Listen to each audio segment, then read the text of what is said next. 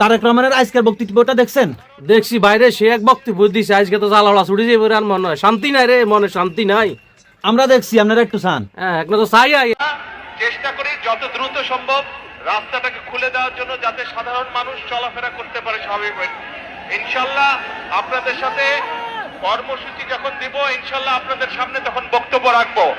সকলে দোয়া করবেন, ইনশাল্লাহ আমিও দোয়া করি সকলে ভালো থাকেন। আর একটি কথা, আমাদের যার যতটুকু অবস্থান আছে সেখান থেকে আসুন, আমরা আমাদের দেশটাকে নতুন করে গড়ে তোলার চেষ্টা করি। যার পক্ষে যতটুকু সম্ভব আমরা সচেষ্ট হই দেশের জন্য। কোথাও যদি রাস্তায় একটি কাগজ পড়ে থাকে, ময়লা হয়ে থাকে, দরকার হলে সেটাকে আমরা সরিয়ে দিব। এইভাবে ছোট ছোট করে কাজ করার মাধ্যমে আমরা দেশটাকে গড়ে তুলে আসুন। আর এখন আমি সকলকে অনুরোধ করব, দ্রুত আমরা রাস্তাটাকে খালি করে দেই, যাতে সাধারণ মানুষ চলাফেরা করতে পারে। সকলে ভালো থাকবেন, ইনশাল্লাহ আমার জন্য দোয়া করবেন।